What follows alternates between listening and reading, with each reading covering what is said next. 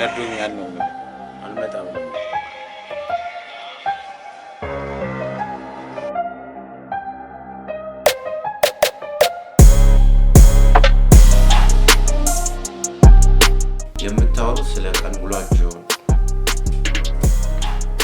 የምታወሩ ስለ ቀን ውሏችሁ ወይ ደግሞ ወደፊት ስለሚኖራችሁ ነገር ሰዎችን የሆነ ነገር ሊሰማቸው ይችላል።